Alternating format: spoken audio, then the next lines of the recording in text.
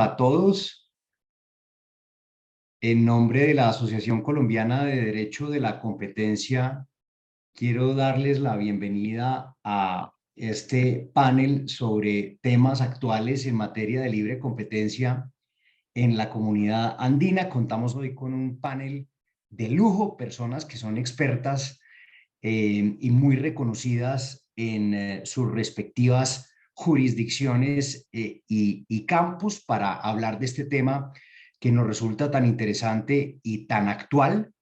Nos acompañan en primer lugar el doctor Fausto Alvarado. Él es of counsel de la firma de abogados Robalino Law y es presidente del Instituto Ecuatoriano de Derecho de la Competencia.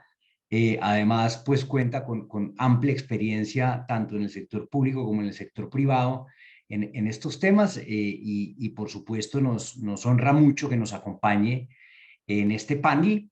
Se encuentra con nosotros también la doctora Mariana Camacho, que es Competition Manager en una institución que se llama Computer and Communications Industry Association, y por supuesto quien es de la casa en la Asociación Colombiana de Derecho de la Competencia y nos acompaña desde Washington. Nos acompaña también el doctor Hugo Gómez, quien es profesor de maestría en Derecho de Propiedad Intelectual y Competencia de la Pontificia Universidad Católica del Perú y magistrado del Tribunal Andino de Justicia, además de su ejercicio profesional, un académico muy reconocido con múltiples publicaciones que muy generosamente comparte con nosotros en la Asociación Colombiana de Derecho de la Competencia cada vez que están disponibles. Y finalmente nos acompaña el doctor Alejandro Falla, quien es socio en Boulard Falla Escurra. Es conocido por muchos de nosotros, un practicante muy reconocido, también amigo de la barra de Derecho de la Competencia en Colombia, de manera que me da mucho gusto saludarlos a nuestros panelistas, a quien les daré el micrófono en unos minutos. Digamos que hemos preparado una sesión que pretendemos o tiene como propósito hacer una conversación más que presentaciones individuales. La sesión de hoy va a estar organizada como muchas sesiones de la Asociación Colombiana de Derecho de la Competencia, con una primera presentación breve de más o menos 10 minutos de uno de los panelistas, seguido por una discusión con los restantes panelistas sobre el tema propuesto. Y nos vamos a concentrar en dos aspectos fundamentales. El primero de ellos, digamos que aborda los retos que hoy tienen las normas referentes al derecho de la competencia en la comunidad andina y la arquitectura institucional que existe para aplicar dichas normas. Hablaremos, digamos, de retos o posibles problemas que se han identificado por una parte, y por otra parte hablaremos de posibles soluciones a esas normas, tanto sustanciales como institucionales, como procesales, que han sido, digamos, estudiadas por nuestros panelistas en el pasado. Y en segundo lugar, vamos a hacer una sesión sobre la tendencia o las tendencias en materia de reformas de varios de los países andinos, incluso en muchos otros países que tienen normas de competencia, enfocándonos mucho en la tendencia a criminalizar las conductas anticompetitivas en algunos de los países andinos, utilizando también la experiencia del derecho comparado. De manera que nuevamente les doy la bienvenida a todos y les agradezco mucho su asistencia. En caso de que alguien quiera hacer alguna pregunta, nos la vamos a dejar, digamos, al final una sesión de preguntas, o vamos a abrir al público para discusión, de manera que o nos las pueden hacer por el chat mientras tanto, o el que quiera hacer la pregunta simplemente pues alza la mano. Em, Doy entonces inicio a esta sesión con la intervención de Fausto Alvarado, quien me gustaría que arrancara esta mesa redonda por hablarnos de esos retos o problemas actuales que tiene la normativa andina en materia de libre competencia y la arquitectura institucional actual de la comunidad andina para aplicar esas normas. Hablándonos, digamos, de la interacción entre las autoridades nacionales, las autoridades supranacionales, el régimen de delación o su ausencia y cómo interactúan con los regímenes ya locales, la forma de investigación, etcétera. Nada que Fausto, te saludo nuevamente y te doy la palabra. Eh, gracias, querido Felipe. Buenas tardes con todos. Saludos a mis compañeros de panel y a todos los que nos escuchan por las diferentes plataformas. Gracias a la Asociación Colombiana de Derecho a la Competencia por honrarme con esta invitación y participar en este evento y tratar de mantenerme dentro de los tiempos dados por los organizadores. Nuevamente, gracias a todos. Buenas tardes. Y yo creo que tenemos que empezar por una pregunta que por muy incómoda que pueda ser, la tenemos que hacer. ¿Ha servido o sirve el derecho a la competencia comunitaria? ¿Existe el derecho de la competencia comunitaria? Yo creo que la respuesta puede estar en no. Y voy a decirlo por qué. Empezamos a tener norma de competencia en el año 1987, si no estoy mal, con la decisión 285. Y luego tuvieron que pasar 18 años, si no estoy mal, para que se reforme y salga y nazca la 608, que es la actual norma de competencia de la comunidad andina. En esos 18 años no hubo un solo caso, no pasó nada a través de la aplicación de esa norma. Y yo me atrevería a decir que ha pasado muy poco, ¿no? En estos 17 años, ¿no? Creo que estamos a punto de cumplir 18 y creo que amerita un análisis de la normativa actual, si es la adecuada, pero sobre todo de su institucionalidad. Yo creo que el gran problema de el derecho a la competencia comunitario es la institucionalidad. Yo creo que hay que hacer ahí un esfuerzo para mejorar la institucionalidad y obviamente aprovechar este momento para ver la necesidad de una reforma a la normativa andina de competencia, pero tomando en consideración que la primera norma no pasó nada, la segunda muy poco, y lo que ha pasado con algunas críticas muy fuertes, sobre todo en lo que tú ya comentaste, el tema de la delación compensada, que no existe en la norma, pero que ha surgido por los países miembros de la comunidad en un caso muy sonado. Entonces, yo creo que tenemos que fijarnos en esos dos temas, reforma institucional y reforma normativa, incorporando lo que se tenga que incorporar. Creo que deben hacer una nueva institución conjuntamente con la nueva normativa que tome en consideración los elementos propios del mercado andino, ¿no? Yo creo que eso es fundamental, tomar en consideración. Yo creo que el mercado andino ha ido creciendo y no creo que el mercado andino sea sano y que no tenga problemas de competencia, ¿no? No creo que existe un mercado de esa naturaleza en ningún lugar del mundo. Y yo creo que hay muchos problemas de competencia en el mercado andino y a lo mejor es una de las llaves que puede activar un crecimiento de la integración andina, que yo creo que es extremadamente sana, dado que los mercados globalizados necesitan economías muy fuertes, y yo creo que la comunidad andina tiene que pensar en eso para que sea un soporte para cada uno de los países que la conforman y trabajar como bloque, como trabaja de una u otra manera la Unión Europea. Yo creo que es muy importante tomar conciencia de que las integraciones regionales, el mercado, la economía es prácticamente en donde se sustentan todas estas integraciones y luego van dando paso a otro tipo de integraciones sustentadas en la integración económica de mercado, libre circulación, etc.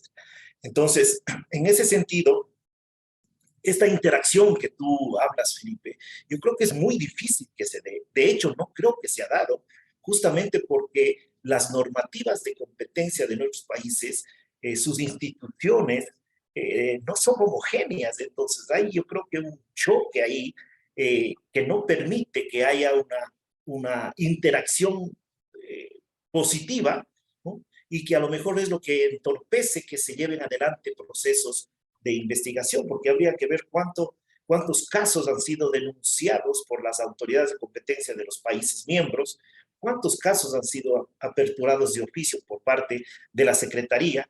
Entonces, yo le veo muy complicado esa interacción, que lo dice la propia decisión 608. Creo que en su momento pensamos que podría funcionar.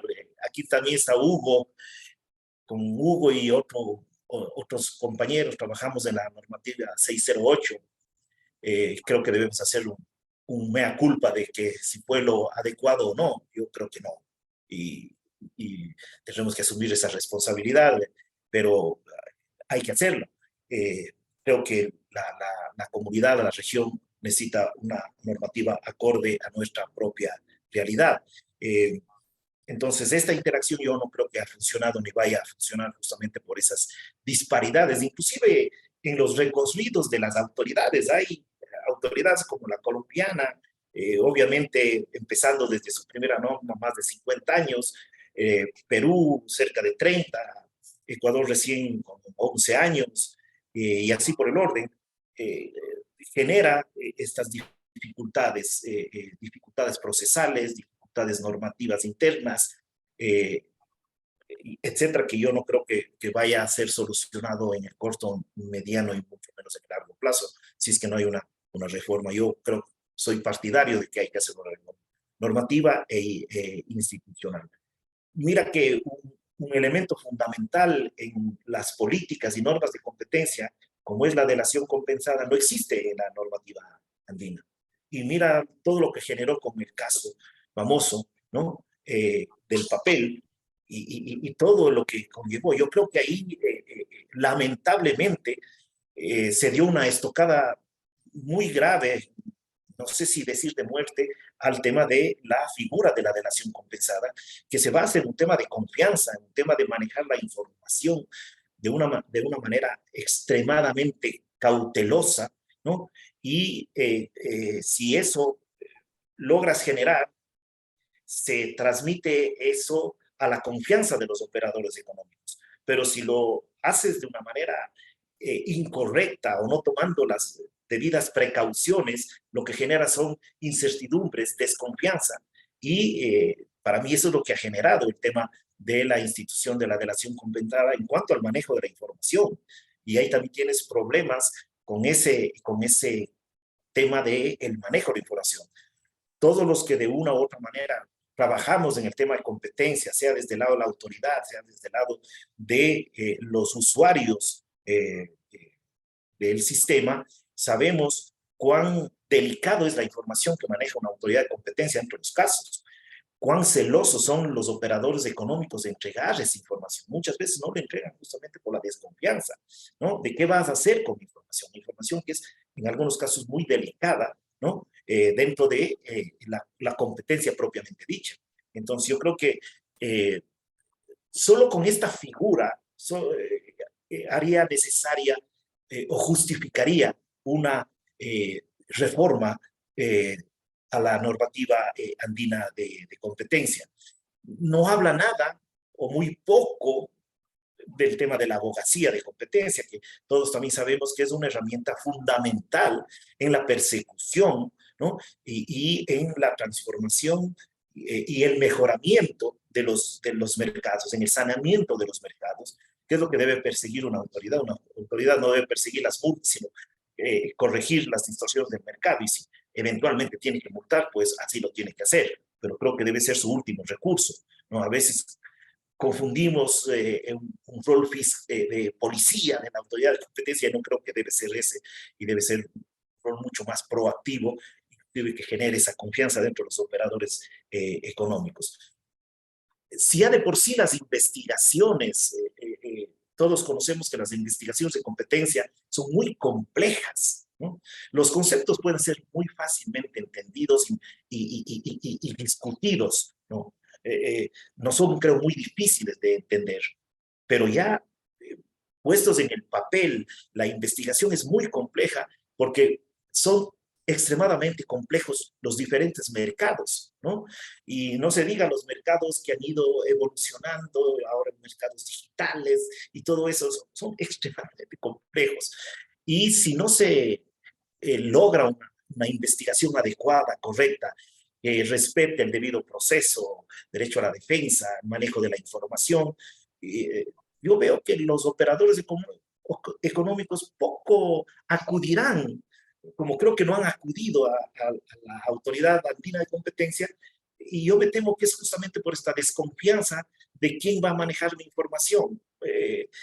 Porque el momento que yo denuncio, voy a tener también que dar información, porque una autoridad, el rato que inicia una investigación, tiene que investigar a todos, independientemente de quién sea el demandante, el denunciado o el denunciante, sí, todo el mercado, porque el mercado se compone de todos los operadores y todos los partícipes de ese mercado. Entonces yo creo que también pasa por un tema de confianza, que no creo que la autoridad de competencia de la comunidad lo haya generado. No sé si por falta de acción o por, en los pocos casos en donde ha participado, no creo que ha sido la adecuada. Ojo, estoy hablando de la Secretaría y el Comité, ¿no? Porque ahí me voy a centrar, por lo menos en mi primera participación. Y este interactuar con las autoridades nacionales, yo creo que no está muy bien definido cuál es ese rol que tienen que tener las autoridades nacionales dentro de un proceso de investigación.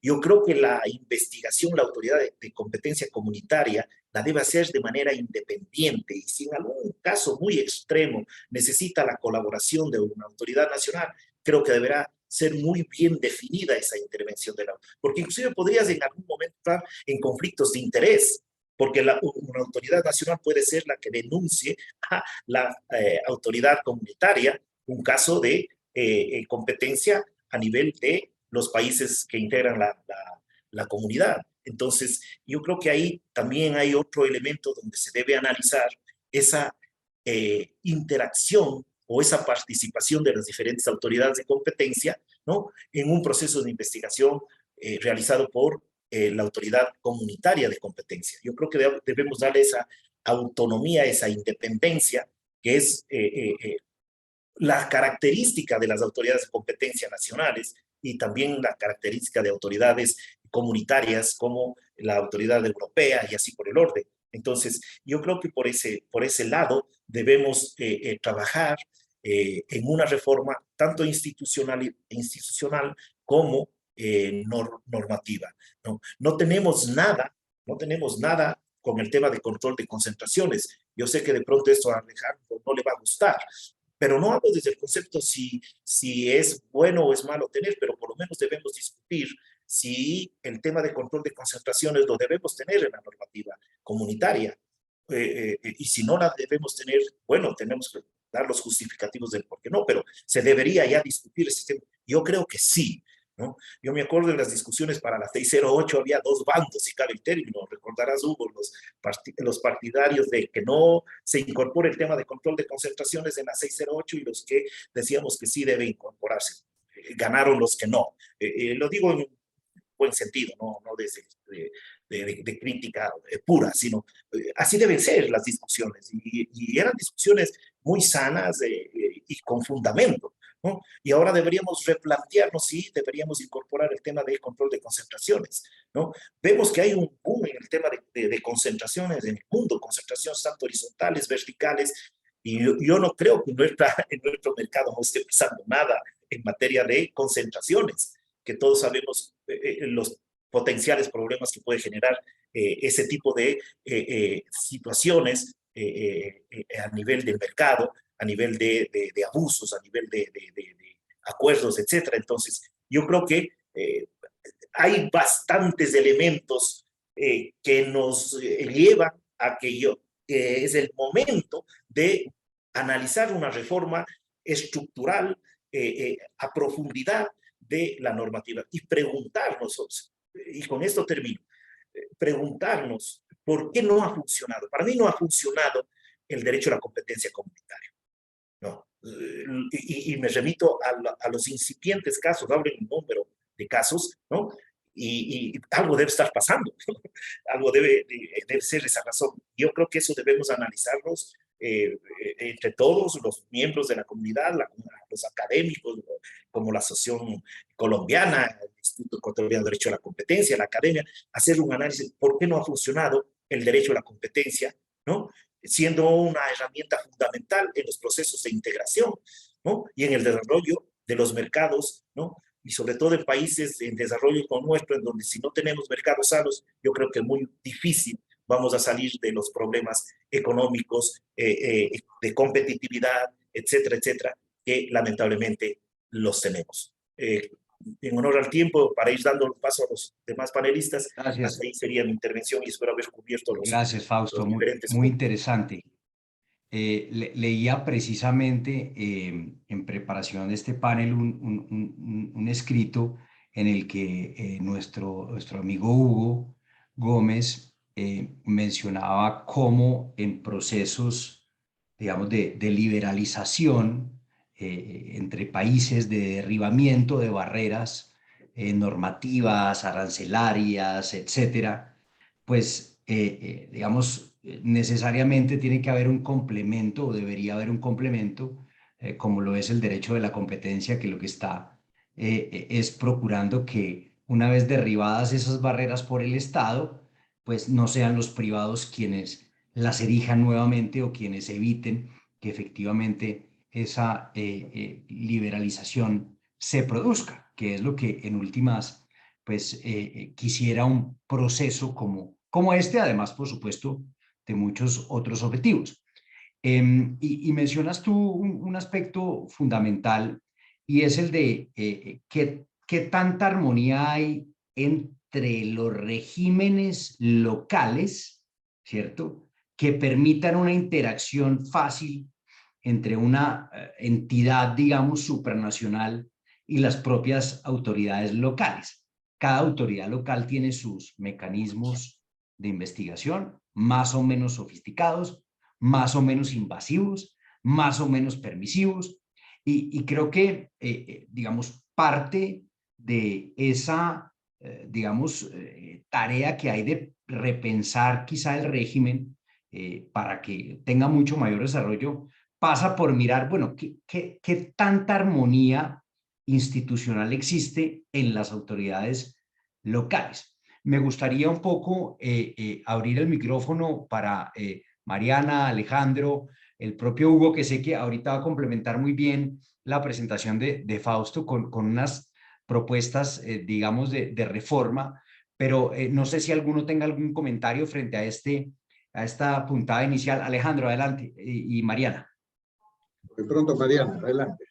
Gracias, Dale, Alejandro. Mariana. Gracias, Felipe y Fausto, por esta presentación. Obviamente a la Asociación Colombiana de Derecho de la Competencia por la invitación. Primero que todo, les pido excusas porque estaba un poco enferma, entonces es bastante probable que la voz me juegue un par de malas pasadas, pero espero que podamos discutir estos interesantes temas con ustedes.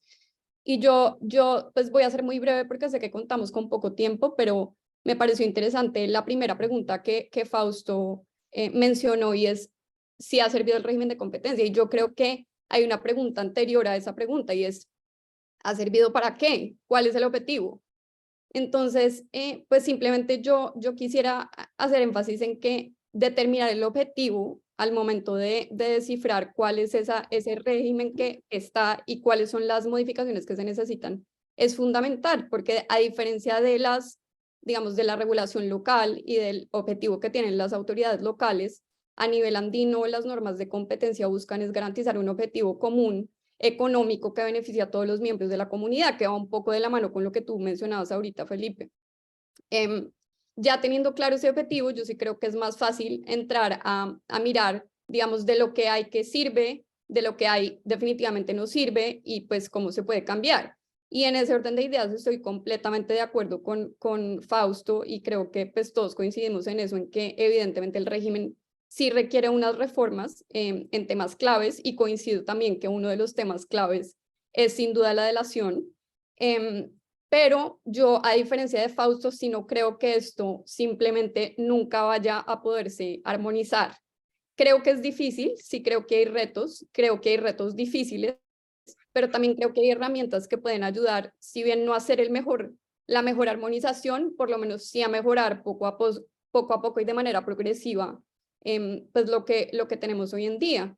Y yo creo que en el tema de la delación, y para eso termino para darle la palabra a los demás panelistas, es fundamental que pues que en el sistema sea claro cómo se definen las competencias de las autoridades locales y de la autoridad, digamos, en este caso la CAN, porque yo sí creo que si bien pues el artículo 5 de la 608 establece de manera clara pues que la CAN tendrá competencia cuando haya efectos reales en más de un país, digamos, en la práctica eso no es tan claro, y no es tan claro primero porque puede haber casos en los que sencillamente no es claro, y también porque hay otros en los que, si bien lo es, de pronto la autoridad local se da cuenta tarde que tenía un efecto en otro país. Entonces, un poco poner las reglas claras de en qué momento la autoridad local, que es la primera, digamos, que conoce la información, debe dar conocimiento de ese caso, de un caso X a la autoridad de la CAN, cómo se define, digamos, si se tiene que dar traslado o no, cómo son las reglas en materia de delación, si estamos bajo un escenario de delación, son claves para mitigar, digamos, todos estos impactos que hemos visto que en la práctica se pueden tener, pero yo sí creo que con un análisis de los diferentes escenarios se puede llegar a algunas directrices, por lo menos, para poder ir a lo largo del tiempo, pues mejorando la implementación de esto. Gracias, Mariana. Alejandro. Sí, bueno, agradecidos por la invitación, por la asociación. Y bueno, me van a disculpar, voy a ser un poquito políticamente incorrecto con lo que voy a decir. Entiendo que es un terreno académico. Y bueno, esto de la CAN y de la norma de competencia andina, yo recuerdo que hace ya casi 25 años participé de alguna manera en este proceso de revisión de la 285 que terminó en la 608, y la discusión es más o menos es la misma que tenemos hoy día, con la que Fausto ha abierto esta discusión de si funciona o no funciona. Y bueno, después de 25 años, básicamente seguimos en lo mismo, no hemos avanzado absolutamente nada respecto a lo que conversábamos hace 25 años. Hoy día sí hay un poquito mayor número de casos, pero es poquito nada más, y la sensación con la regulación andina de competencia, me disculparán, pero para mí es como un dinosaurio que está medio dormido en el medio de la sala y que en algún momento de la noche a la mañana se levanta, mueve la cola y hace una serie de estropicios y rompe muchas cosas alrededor de la sala. Y bueno, cabe la pregunta de por qué no ha funcionado. Y yo hago una pregunta previa, una pregunta que es más de fondo, es, bueno, ¿realmente requerimos una regulación de competencia andina? ¿De competencia? ¿Qué problemas son los que podríamos solucionar a través de una norma andina que hoy día no pueden ser resueltos a través de las regulaciones internas de los países o a través de los tratados directamente celebrados por los países que incluyen capítulos de competencia con previsiones determinadas y que tienen paneles para resolver los problemas que se suscitan con ocasión a esos tratados de libre comercio? No sé si es que el digamos, esta discusión debe partir de bueno, ¿cómo lo hacemos funcionar? Y empezar a hacer el ejercicio que de pronto se hizo con la 608, qué cosa le sumas, qué cosa le quitas, cómo arreglas la institucionalidad. Yo creo que hay un tema de fondo, que es que si es que realmente debe existir una norma andina. Creo que es buena la discusión, y creo que puede ser muy útil la discusión, pero creo que debemos ampliarla y poner en cuestión la existencia misma y la necesidad misma de que exista una norma andina de competencia. Sin duda, si nos ponemos a hacer el wish list de qué cosas debiera tener esta regulación andina que no tiene muchas, sí, podríamos hablar incluso de la institucionalidad misma que la administra, que no solamente tiene que ver con el rol de las autoridades nacionales de competencia, sino el rol mismo de la secretaría, ¿no? Y de su perfil político y su estructura política, porque no solamente aplica regulación de competencia, sino aplica y administra una serie de regulaciones adicionales y tiene un rol probablemente bastante más alejado de los temas de competencia de lo que quisiera. Pero creo que lo serio sería discutir si lo necesitamos, si realmente necesitamos revivir a ese dinosaurio o de pronto nos conviene más bien sacarlo de la sala y ponerlo ahí donde corresponden estar los dinosaurios. Me disculparán por lo políticamente incorrecto y provocador, pero creo que una discusión seria merece ese tipo de discusión. Por supuesto que sí, y además, Alejandro, es una posición que pues he oído de otras personas, digamos, muy metidas en este tema del régimen de libre competencia. Así que claro que es un tema bien interesante y nos da pie para pasar a la presentación de nuestro amigo Hugo Gómez. ¿O quisieras comentar sobre el tema? Claro que sí, claro que sí. Bueno, Dale. entonces, agradeciéndote, Felipe, y a la Asociación Colombiana de Derecho a la Competencia. Y claro, estoy muy contento de estar acompañado por Mariana, por Fausto y por Alejandro, a quienes aprecio bastante. Y más bien, ya que Alejandro empezó siendo provocador, voy a devolverle la pelota a Fausto y Alejandro, citando a Ramón Campoamor. Y es que en el mundo traidor nada hay verdad ni mentira, todo es según el color del cristal con que se mira, así que les voy a dar un cristal diferente para que vean que incluso esto puede ser visto de una manera mucho más optimista que la pesimista de Alejandro y la de Fausto. Si pensamos en los procesos de integración, piensen en los procesos de integración aquí en Latinoamérica. Para los del Sistema Interamericano de Integración SICA y para el Mercado Común del Sur, Mercosur, la Comunidad Andina es un éxito rotundo. Fíjate, para empezar, tú lo que tienes dentro de la Comunidad Andina es una legislación de competencia supranacional, que no la hay en otros lados. Cuando, por ejemplo, tú estás pensando en el control de las conductas transfronterizas, y los países empiezan y las agencias de competencia ahí a pensar en, bueno, ¿y cómo hacemos la cooperación entre las agencias de competencia? Y cómo estos acuerdos de cooperación los metemos en acuerdos bilaterales o en los tratados de libre comercio y hablan de cortesía negativa y cortesía positiva, pero al final todos aplauden que lo mejor es que haya una agencia supranacional de competencia como es la Comisión Europea. Bueno, fíjate que eso hay en la Comunidad Andina. Es decir, que hemos dado un salto cualitativo porque en la Comunidad Andina no tenemos que estar preocupados de si el control de las conductas transfronterizas va a requerir algún acuerdo de cooperación y de coordinación de la agencia de competencia, porque tenemos una agencia supranacional, la Secretaría General de la Comunidad Andina. Entonces, si lo veo así, wow, hay que aplaudir que en la Comunidad Andina tenemos una agencia supranacional y no estamos pensando, por ejemplo, en los convenios o acuerdos de cooperación que alrededor del mundo hay para tratar de efectuar un control de las conductas anticompetitivas transfronterizas. Segundo, y pensando en los procesos de integración, si tú estás ante el público de Mercosur o de la SICA, y tú les cuentas que tenemos legislación andina en competencia, Fausto, desde 1971, con la decisión 45, de 1971.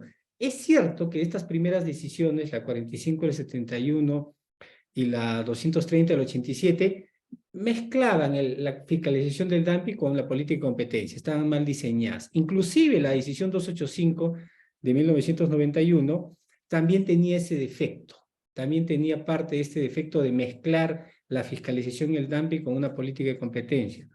Pero con la decisión 285, en un artículo que escribí hace unos años, di cuenta de 4 procesos. Claro, al final no se sancionó, pero fíjate que hubo un movimiento que desde el marco, desde el punto de vista de los procesos de integración, hay algo. Y si nos vamos a la decisión 608, tomé nota, por ejemplo, de varios casos que sí, pues tampoco acabaron todavía en sanciones. El caso de la palma aceitera, que la norma procesal fue la 608, pero la norma sustantiva la 285, que sí acabó en sanción, acabó en una sanción, pero el Tribunal Andino lo anuló. El caso Angelcón, que bueno, fue declarado improcedente, creo que el caso Internexa también, y luego vienen estos casos Kimberly Familia, 1 y 2, el primero que fue declarado improcedente por prohibición y el segundo que, bueno, sí se sancionó, pero bueno, hay un recurso de nulidad, una demanda de nulidad ante el Tribunal Andino y por lo tanto no puedo decir más. Pero si esto les estoy contando, quiere decir que ha habido casos, ha habido movimiento, algo que desde el punto de vista del proceso de integración en Latinoamérica sería un éxito. Imagínense, le digo a la gente de Centroamérica, a la gente del Mercosur, todo lo que se ha hecho en política de competencia y te van a decir, wow, ustedes han avanzado un montón. Por supuesto. Entonces, depende del cristal con que se mire. Podríamos tener una visión más optimista que pesimista. Claro, quizás si queremos y nos vamos a comparar con la Unión Europea, sí, pues el cristal cambia. Pero también hay que reconocer que ese es un proceso de integración mucho más avanzado, es una unión económica, la comunidad andina es un área de libre comercio con trazos de mercado común, eso es lo que hay. Y además, otra cosa que hay que reconocer es la complejidad de esto dentro de un proceso de integración. ¿Por qué? Porque en efecto, a diferencia de lo que ocurre con los países donde tú, en un país, pues de una manera bastante monolítica, establece la política de competencia, aquí tiene que haber un consenso entre 4 países en el marco de un proceso de integración. Y el proceso de integración mismo ya es un reto. Miren nomás lo que pasó con la Unión Europea, y yo no sé si va a haber otro Brexit por otro lado. ¿Por qué? Porque hay cuestionamientos, no es algo que se haya consolidado. Lo que está pasando en Mercosur fue lo que vivió la comunidad andina. Cuando la comunidad andina, Colombia y Perú empezaron a celebrar acuerdos de libre comercio, eso generó cierta tensión que se resolvió, pero salió Venezuela. Y ahora Uruguay quiere hacer lo propio, y Paraguay, Brasil y Argentina miran este tema con preocupación. Es decir, en los procesos de integración es como hay problemas a veces mucho más grandes y ciertamente la política de competencia a veces no es una prioridad. De hecho, el mismo proceso de integración a veces tiene esta fragilidad. Y entonces, si en la comunidad andina estamos hablando de una norma andina, de ley de competencia andina desde el 2005, la edición 608 hasta la fecha, con casos que se han tramitado, con casos que han sido sancionados, pocos es cierto, pero si lo vimos desde el punto de vista del proceso de integración, es bastante lo que se ha avanzado. Claro, si nos vamos a comparar con lo que ocurre dentro de un país que tiene 20, 30, 40, 50 casos, sí, pues ahí uno podría decir, oye, le falta mucho por avanzar a la comunidad andina. Pero si lo ves desde la óptica, desde el cristal de los procesos de integración, yo creo que no hay que ser tan pesimistas y más bien hay que abonar a que esto siga mejorando. Eso era por ahora, Felipe, pero ya... Gracias, gracias Hugo. No, muy interesante que además tengamos esas dos posiciones porque también hay que mirar qué tanto se debe a la arquitectura institucional, la norma actual, o de pronto alguna aplicación correcta o incorrecta en algunos casos concretos que por supuesto son susceptibles de revisión. Con esto, Hugo, me gustaría darte la palabra para que salvo que alguien más tenga un comentario sobre esto. Ah, Fausto, adelante Fausto, Sí, pensé muy que te ibas a correcto. quedar con eso. No, no, sí, justamente porque hay que devolver la pelotita, pero no, yo no hablo desde un tema de pesimismo, más bien todo lo contrario, justamente porque yo creo en el tema de la competencia, creo en la existencia de una autoridad, ¿no? Pero desde el concepto de qué ha pasado, no porque tenga que haber 20, 80 casos, de hecho no lo debería haber, no, pero sí 2 que 3 casos, pero que realmente cumplan el objetivo de una política y de una norma de competencia y de la existencia de una autoridad. Porque los mensajes que manda una autoridad de competencia, tanto nacionales como dentro de un proceso de integración, son vitales. Son vitales, sea en positivo o, entre comillas, vitales en negativo. Y yo creo que los mensajes que ha mandado la autoridad de competencia comunitaria de la comunidad andina no son positivos, independientemente de los casos, si son 20 o son 30. No, yo no creo en el tema de números de casos. Yo creo que inclusive los países deben ser muy prudentes en la apertura de casos y deben abrir los casos que necesariamente tienen que abrir. No abrir, por decir que investigo los mercados, porque eso es muy, muy complicado desde todo punto de vista, inclusive desde el punto de vista de economía procesal, porque son casos muy costosos. Entonces, más bien yo voy no tanto del lado pesimista, sino del hecho de que si la estructura, tanto institucional como normativa, es la adecuada para que justamente lo que dice Hugo, el proceso de integración mejore. Yo no desconozco todo lo que ha avanzado, inclusive en materia de competencia, ¿no? Pero yo creo que sí hay unas falencias institucionales y normativas que deben ser corregidas, ¿no? Justamente porque creo en el sistema de competencia y en la política de competencia. Gracias, Fausto. Con eso, si quieres, voy Algo a dar también, la palabra a nuestro amigo Hugo para que nos hable un poco de qué reformas cree él que deben hacerse con esa visión que nos acaba de exponer a la norma sustancial en materia de competencia de la comunidad andina y a su arquitectura institucional. Doy además un comentario que nos pone nuestro amigo el doctor Carlos Perilla, de pronto que vas a tocar, Hugo, que dice lo siguiente: existe un conflicto entre el artículo 5 de la 608 y las normas de competencia de los países miembros, pues tanto la Secretaría como las autoridades locales pueden sancionar la conducta que ocurre en un país y tiene efecto en otro país miembro. Entonces, un poco dentro de esta parte de quién es competente, que nos mencionaba Mariana y varios de ustedes, con eso, Hugo, te doy la palabra para que nos hables de cómo has pensado tú una posible reforma o qué ideas de reforma puede haber para el régimen de competencia en la comunidad andina. ya. Antes, unos segundos, Felipe, permíteme señalar sobre casos ya resueltos. Si uno revisa la resolución del caso Palma Aceitera, con la decisión 285, en la parte sustantiva, pero en la parte procesal con la decisión 608 de la Secretaría General, es una resolución bien hecha, bien fundamentada, técnica. Por ejemplo, un caso que el tribunal ya se pronunció, el caso Angelcom. Bueno, se declaró una improcedencia por el tema justamente de si había o no un efecto transfronterizo, y la posición de la Secretaría también estaba fundamentada. Es decir, si vemos los casos, los pronunciamientos, al menos estoy mencionando unos que son pasados y respecto a los cuales ya el tribunal se pronunció, yo no diría pues que hay algún grado de inmadurez por parte de la Secretaría General de la Comunidad Andina, ¿ya? Ojo, también el tema está en que cualquier persona puede presentar las denuncias, es decir, son las propias empresas las que podrían haber utilizado más la 608 y no lo han hecho. Porque la 608 permite que las empresas puedan denunciar a otras empresas. No tiene el defecto que tenían normas anteriores, como las decisiones 45 y 230, que el tema era intergubernamental, que era un tema de asunto de país y país. Entonces eso fue superado hace mucho tiempo. Ahora, yendo al tema Felipe, de posibles reformas, hago esta pequeña advertencia. La decisión 608 ya no puede ser impugnada vía acción de nulidad porque ya pasaron más de 2 años. Entonces ahí yo no tengo problema alguno. Pero es cierto que también cualquier modificación a la 608 podría ser impugnado ante el Tribunal Andino de Justicia.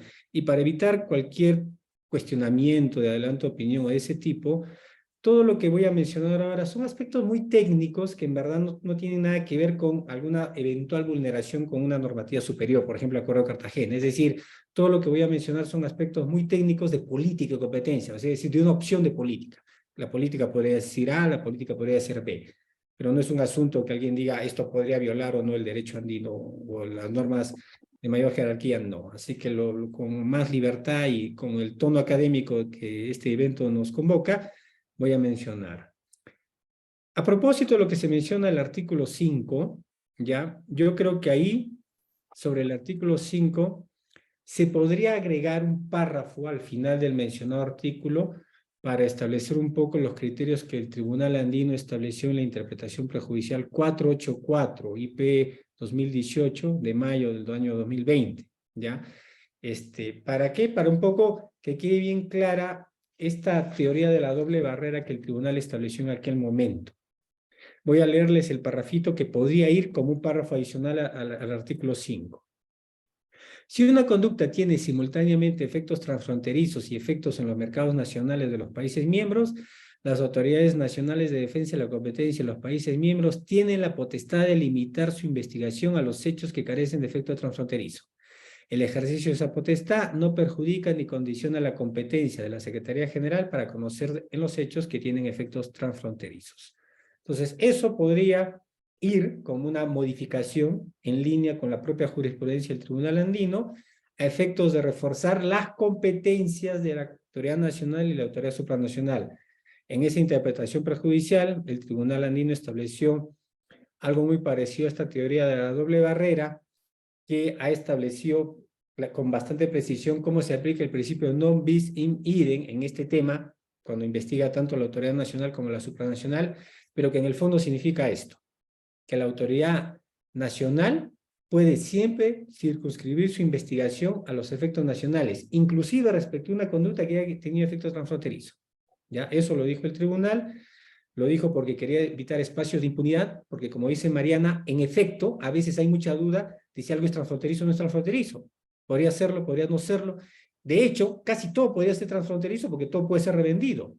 Entonces, finalmente, hay que evitar, y eso fue lo que hizo el tribunal, evitar que la decisión 608, una mala aplicación o indebida aplicación de la decisión 608, se utiliza para menoscabar las competencias de las autoridades nacionales. Entonces, el Tribunal Andino eso de alguna manera lo ha corregido a través del párrafo ese que les acabo de mencionar, con lo cual siempre pueden investigar las autoridades nacionales y las supranacionales.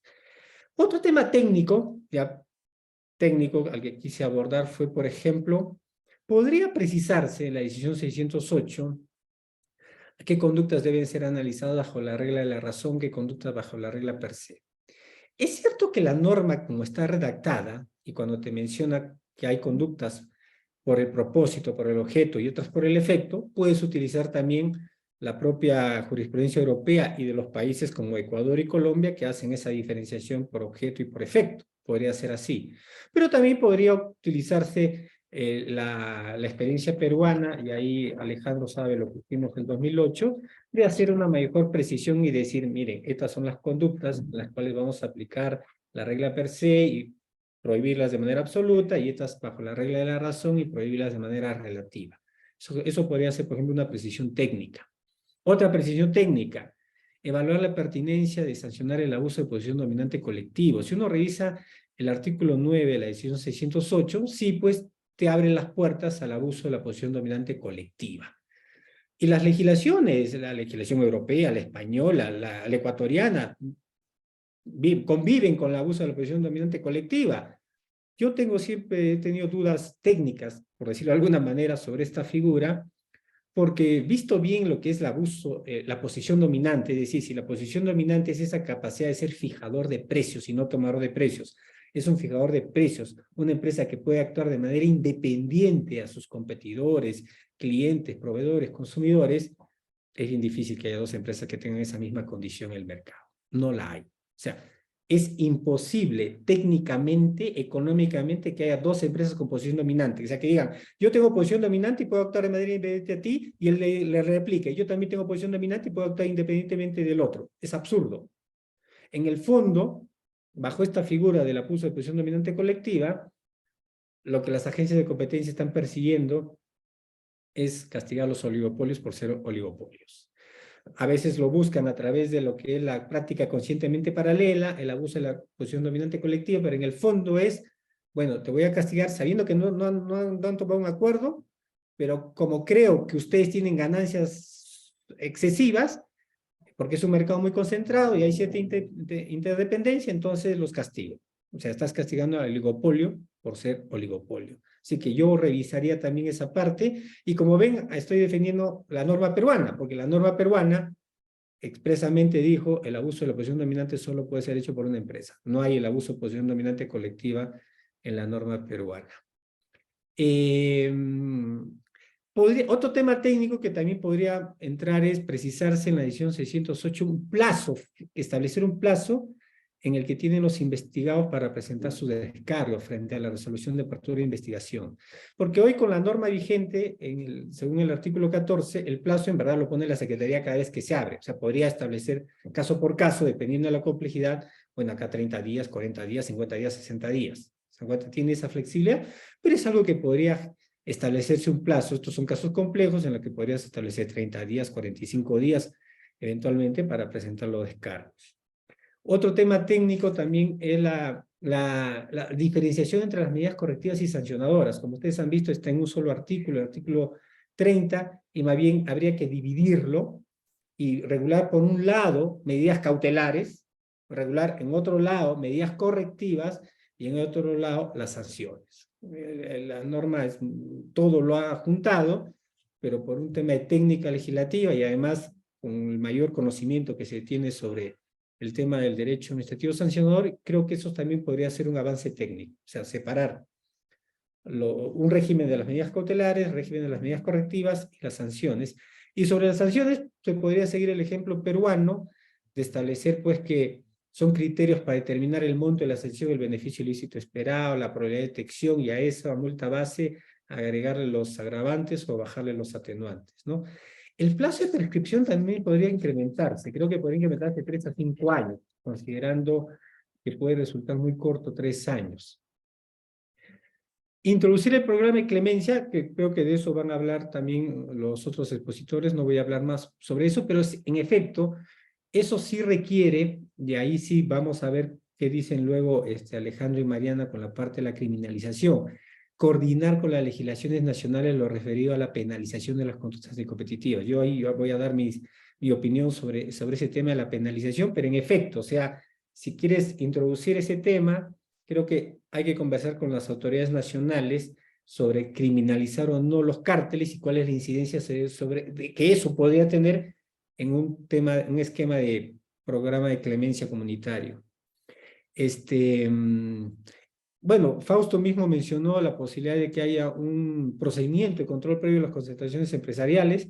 Eso es, claro, digamos, es una gran reforma. Eso incluso duplicaría en articulado posiblemente a la 608 o ameritaría una nueva decisión andina, una diferente, pero definitivamente si tú prohíbes y sancionas los cárteles, es obvio que también tienes que ver un esquema de control de concentraciones empresariales, porque una forma de sacarle la vuelta al control de conductas es a través de fusiones. En lugar de hacer un cártel de exportación, un cártel entre empresas, podrían decir, oye, creamos una empresa en común, una empresa en común, que es la que va a encargarse de la distribución de estos productos en el mercado subregional. Diría, bueno, aquí, ¿vieron? No nos estamos poniendo de acuerdo, sino que se ha creado una empresa en común, y eso es algo que sí podría corregirse desde un tema de control de concentraciones. Eso era más o menos, como ves, he escogido los aspectos menos controversiales y más técnicos, Felipe, para evitar luego cualquier suspicacia de una eventual real modificación de la 608 que eventualmente podría ser cuestionante en el Tribunal Andino. Claro que sí, Hugo. Muchas gracias, además, por introducir esas posibles modificaciones concretas, que estoy seguro de los demás panelistas nos podrán dar su opinión también. Y posteriormente, pues ya Mariana y Alejandro nos hablarán de este tema de la criminalización y cómo interactúa con la delación. Me gustaría abrir el micrófono a los demás panelistas frente a si tienen algún comentario de las propuestas de modificación que nos hace Hugo. No sé si Alejandro, Fausto o Mariana quieran decir algo. Alejandro lo corté Alejandro, adelante. Sí, bueno, lo primero, devolviendo la pelotita, como diría Fausto, no devolviéndola. Creo que no es un tema de pesimistas y optimistas. Creo que hay un tema ahí de buena práctica regulatoria. Creo que la pregunta básica cuando tiene que regular alguna cosa es, bueno, tener en claro cuál es el problema que quieres atender, tener en claro qué alternativas tienes para atenderlo y evaluar en el conjunto cuál es la más eficaz, cuál es la que te cuesta menos, cuál es la menos intrusiva, etc., etc. Y mi punto es ese, que de pronto tener una regulación andina de competencia, de pronto tenía mucho sentido en los 80, comienzos de los 90, con países que recién estaban arrancando precisamente en la regulación interna de políticas de competencia. Me acuerdo con Fausto en su momento, Ecuador en ese momento no tenía regulación de competencia y de hecho aplicó como ley interna por muchos años la regulación andina de competencia. En los 90, Perú recién había empezado con la regulación de competencia, Venezuela por ahí estaba, era líder. Gratis y a su equipo. Lo que han logrado es increíble. No solo es un equipo defensivo. Hay un micrófono abierto de Diego Fernando. Sí. Mi punto, vuelvo sobre el tema. Creo que de pronto en ese momento y en esas circunstancias concretas, de pronto este tipo de instrumento, este tipo de institucionalidad, este tipo de regulación supranacional hacía muchísimo sentido. Pero creo que hoy día, ya habiendo transcurrido bastante agua bajo el puente, bueno, uno creo que es razonable volver a hacerse la pregunta de si en el contexto actual ese es el mejor mecanismo para resolver los problemas de competencia, si que existe alguno no cubierto por las regulaciones nacionales. Y hoy día lo que tenemos es que hay mucha actividad e interacción entre empresas, entre autoridades nacionales, hay mucha coordinación entre autoridades nacionales de teléfonos sin necesidad incluso de tener acuerdos de cooperación institucional muy fluidos y mucho trabajo conjunto entre autoridades para atender problemas de competencia que afectan a distintos mercados a la vez. Entonces, creo que sí vale la pena hacerse la pregunta de si queremos mantener ese dinosaurio o le vamos a inyectar vitaminas al dinosaurio o lo llevamos al dinosaurio a donde corresponde. Pero siendo que yo no tengo la varita mágica, sino es una decisión política de otros que tomarán otros más inteligentes que yo respecto de si esto continúa o no continúa, y en la línea de lo que menciona Hugo, de qué reformas hacerle a la norma existente y dando por hecho que se quiere que continúe o se encuentra una buena razón para que continúe. Creo que hay un tema que no ha mencionado Hugo, que es el tema de la institucionalidad. Creo que la institucionalidad que administra esta regulación de competencia a nivel andino, creo que no tiene un perfil tan técnico como debería. Creo que precisamente porque es una institucionalidad pensada para administrar una sumatoria de cosas, creo que tienes un problema serio, ¿no? Esto de que la Secretaría cambie cada cierto tiempo por razones de diseño institucional y que esté en manos de pronto de básicamente perfiles políticos o diplomáticos, creo que sí te afecta la administración de algo tan técnico como una regulación de competencia. Uno esperaría tener una institucionalidad diferente a cargo de la aplicación de este tipo de regulaciones. Debieras tener una accountability distinta, unos procesos de designación distintos que respondan, de pronto, esa es la exigencia hacia las autoridades locales, ¿no? Creo que lo mismo debiera existir a nivel de toda esta institucionalidad andina que aplica o que se aspira a aplique una regulación de competencias. Ese es mi punto, mi comentario. Gracias, Alejandro.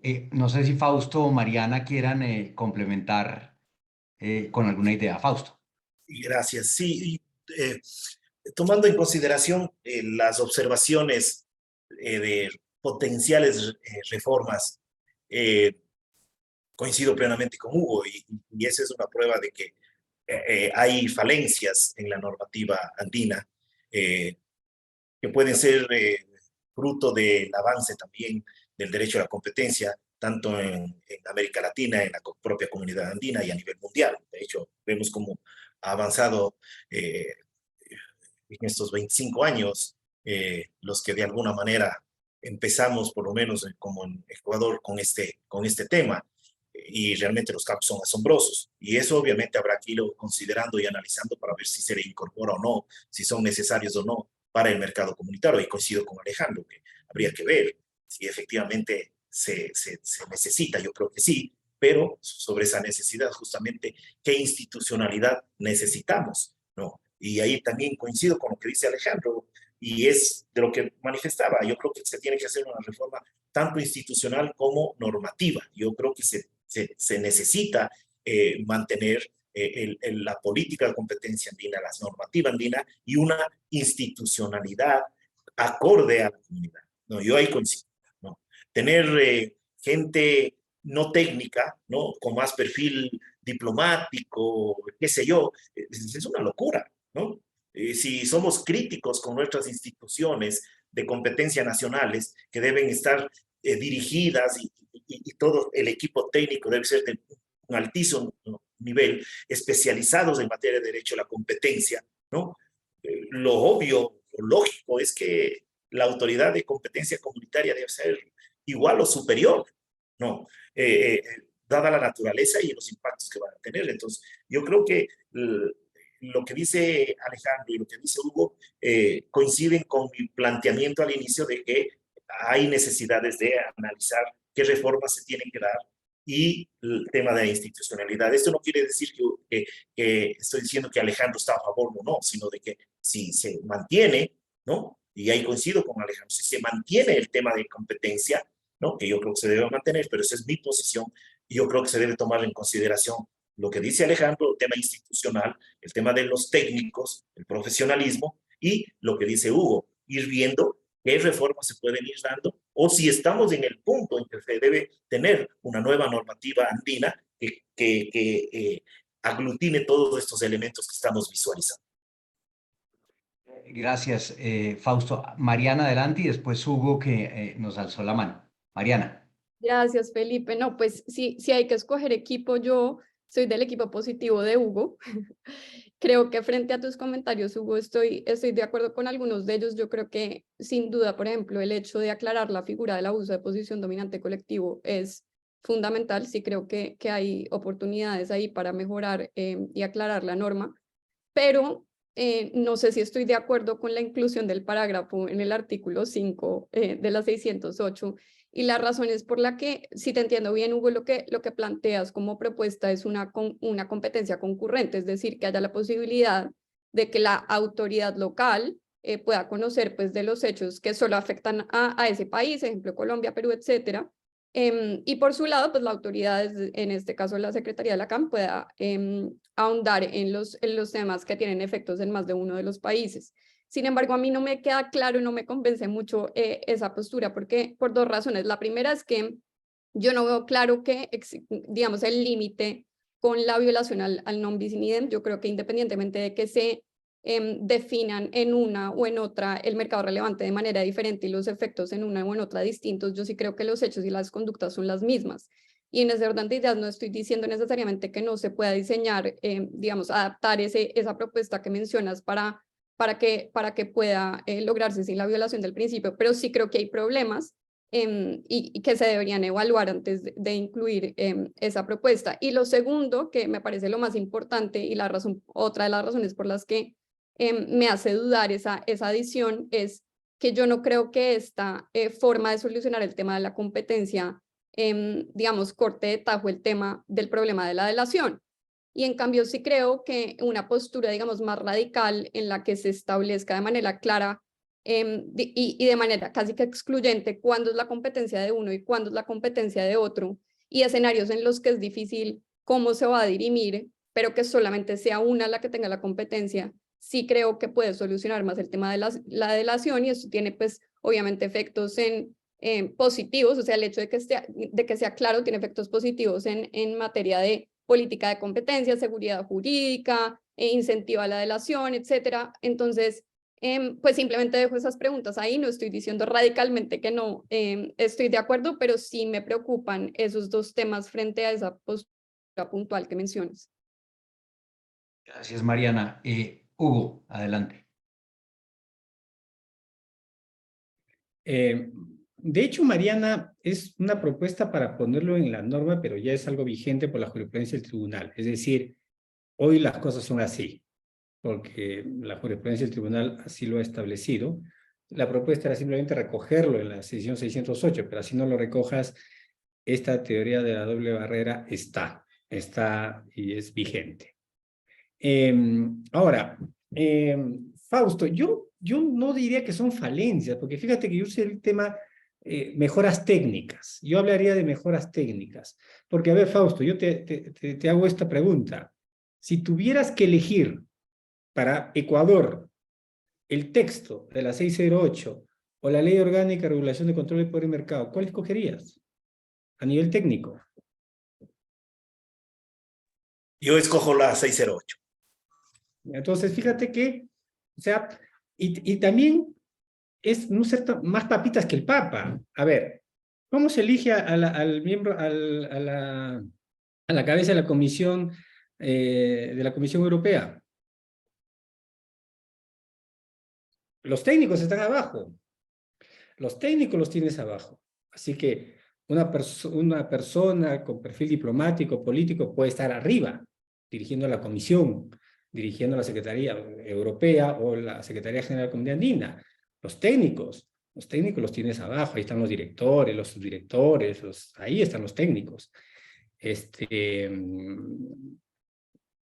Por ejemplo, fíjense cómo es el nombramiento de la cabeza del FTC, de la Comisión Federal de Comercio. O sea, tampoco es que quiero que nos estemos pidiendo ya más a la Secretaría de lo que a veces hay en nuestros países. Felipe, ¿quién designa al superintendente de Industria y Comercio?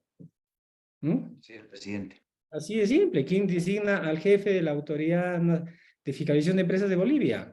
¿Quién designa al jefe del Indecopi? Alejandro lo sabe muy bien, el presidente de la República o el primer ministro. Entonces, también es ya estar rogando a que la Secretaría General esté designada de una manera ya más prístina, que la que existe en otros procesos de integración, que existe en Estados Unidos, que existe en otros países. O sea, es un anhelo, podría ser, pero ahorita como está, yo no le veo gran problema.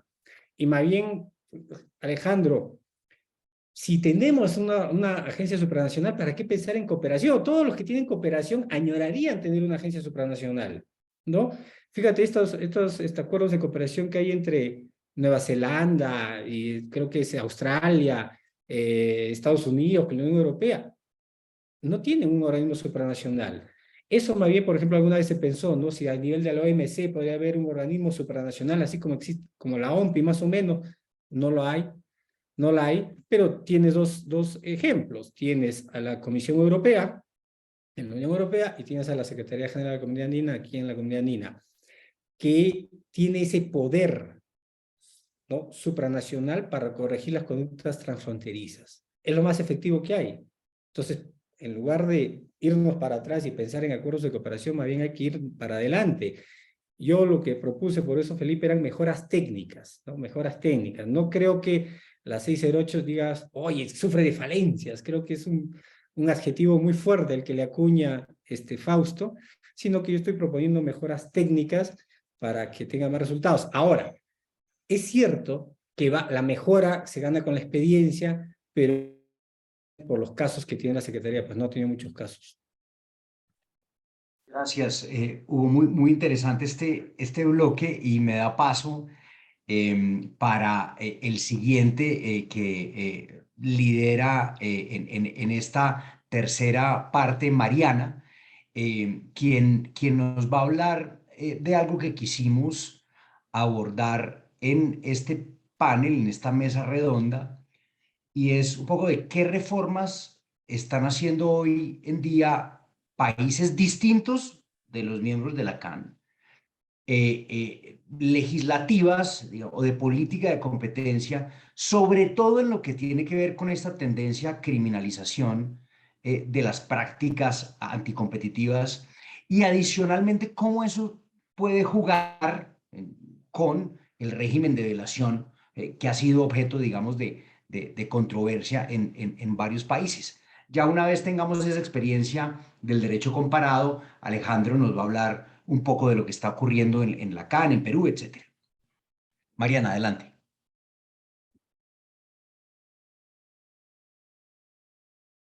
¿Ahí me oyen bien? Gracias, Felipe. No, pues en relación con tu pregunta sobre la criminalización de las conductas anticompetitivas en el derecho comparado, lo primero que hay que preguntarse es por qué en tantas jurisdicciones en el mundo han contemplado el hecho de criminalizar conductas anticompetitivas. Y para responder esa pregunta, lo primero es, digamos, una cosa que todos tenemos claros, y es que todos los países en el mundo tienen la necesidad de combatir conductas anticompetitivas. Y por eso la mayoría o todas las jurisdicciones en el mundo tienen implementados procesos administrativos sancionatorios o civiles que busquen combatir estos casos ilegales. Sin embargo, en los últimos años esos carteles no han disminuido, y yo quiero compartir con ustedes un estudio de la OCDE del 2020 que muestra que las compañías que han sido sancionadas por autoridades en el pasado siguen estando involucradas en conductas anticompetitivas, y más aún una cifra que a mí me pareció interesante, y es que el 14% de las compañías en la base de datos de carteles de la OCDE han estado directa o indirectamente involucradas en más de un cartel entre 1989 y el 2018. Entonces, la pregunta que uno se hace ahí es si estos regímenes de competencia están siendo efectivos y si son suficientes, o si por el contrario es necesario pensar en herramientas de criminalización que además complementen pues el hecho de combatir estas conductas desde una perspectiva más de amenazo o de castigo. Pero lo importante acá es saber a qué nos referimos con criminalización de las conductas, porque sus características también hacen interesante el análisis de los pros y contras de esta figura. Y una, digamos, primera pregunta es ¿cuál es el scope de esas conductas? La mayoría de jurisdicciones que tienen esta criminalización no incluyen absolutamente todos los tipos penales, todos los tipos de competencia en el Código Penal. Es decir, existe la regulación de competencia en el país, un catálogo de conductas que prohíben unas conductas X, y no en todos los casos estas jurisdicciones trasladan estas conductas anticompetitivas exactamente como tipos penales en el Código Penal, sino muchas de ellas lo limitan. Existen países y jurisdicciones donde limitan la aplicación penal de las conductas a carteles duros, a hardcore cartels, porque los reconocen como los más graves. Yo les traje acá una lista de países que tienen esa postura. Está, por ejemplo, Australia, Brasil, Canadá, Chile, Dinamarca, Estonia, Francia, Grecia, Irlanda, Israel, Nueva Zelanda, Noruega, Filipinas, Sudáfrica y Reino Unido, por ejemplo. E incluso, esto también me pareció interesante, países como Estados Unidos, donde el Sherman Act permite la aplicación criminal de un rango más amplio de conductas, incluidas, por ejemplo, también el abuso de posición de dominio. El DOJ desde 1980 solo aplica esta digamos, criminalización de las conductas a carteles. En otras jurisdicciones, por el contrario, lo limitan aún más. En Austria, Bélgica, Alemania, Hungría, Italia, Portugal, Polonia y Turquía, lo limitan aún más y lo enmarcan exclusivamente en el acuerdo de colusión en licitaciones públicas. Y repito, esta es la mayoría de las jurisdicciones, porque Alejandro pues, nos va a contar otros ejemplos, pero también existen otras jurisdicciones que incluyen el abuso de posición de dominio dentro de estos tipos penales. Pero más allá, digamos, del scope otra de las preguntas es, bueno, ¿y cuáles son las consecuencias de incluir esto dentro de la ley penal? ¿A quién le pega esto y qué es, digamos, cuáles son las consecuencias de esto? Y ahí es importantísimo diferenciar a quién van dirigidas las potenciales sanciones. Porque, digamos, en el caso meramente de competencia, hay algunas jurisdicciones que cuentan con herramientas administrativas, sancionatorias o civiles para imponer no solamente multas a las personas jurídicas, sino también multas a aquellas personas naturales, me refiero a multas administrativas, a aquellas personas naturales involucradas en los carteles. Y hay otras jurisdicciones, como la Unión Europea y como China, las cuales pues no cuentan con ninguna herramienta o sea, si bien cuentan con herramientas muy fuertes para perseguir personas jurídicas y para imponer sanciones drásticas, no cuentan con ninguna herramienta para poder perseguir a personas naturales. Pero cuando nos referimos a criminalización, nos estamos refiriendo a que la autoridad, más allá de lo que la autoridad de competencia puede hacer, exista una potencial privación de la libertad de individuos, es decir, que haya una persona que vaya a la cárcel por la comisión de una conducta anticompetitiva. Y esto va más allá, y pues sin perjuicio de que pueda haber también sanciones pecuniarias en materia penal. Y para ponerles un ejemplo de una jurisdicción que es bastante drástica con este tema, es Canadá. Canadá tiene uno de los regímenes, o si no el más severo, que incluye penas hasta de 14 años de prisión a personas naturales y hasta 25 millones de dólares canadienses de multa por carteles. Ahora, ya teniendo claro ese contexto, también es importante pues decir que esto no es un tema sencillo. Yo creo que es muy parecido a lo que estábamos diciendo antes. Todos estos temas tienen sus retos. Evidentemente, pues se ha llegado a un acuerdo global en el que, no un acuerdo global, pero se ha visto en la experiencia global, pues que estos carteles pueden, que la criminalización de carteles no necesariamente tiene consecuencias positivas para lograr ese objetivo, que es, pues en teoría, disminuir los carteles o la comisión de conductas anticompetitivas. Uno de los principales retos en países con criminalización de las conductas es el posible desincentivo de la delación, y eso viene de la mano con lo que veníamos hablando.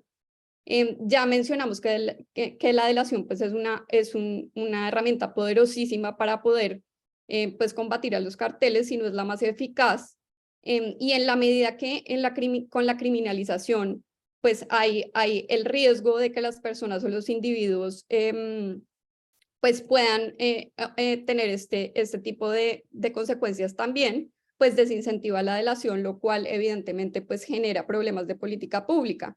Hay casi que una desalineación entre lo que la persona jurídica quiere y lo que la persona natural quiere, porque en un escenario de delación, por ejemplo, lo que busca la persona jurídica es que las personas naturales involucradas en un cartel brinden el mayor número de información, no solamente el número, sino de calidad de la información, que colaboren con la autoridad de la manera más efectiva que puedan, mientras que las personas naturales van a estar, digamos, asustadas o van a sentirse que pueden tener consecuencias en materia penal, y esto pues puede generar un efecto negativo, no solamente para las compañías, sino también para las personas naturales, y pues finalmente para toda la sociedad al final, porque pues si se desincentiva la delación, también se desincentiva todo el régimen y se afecta toda la economía.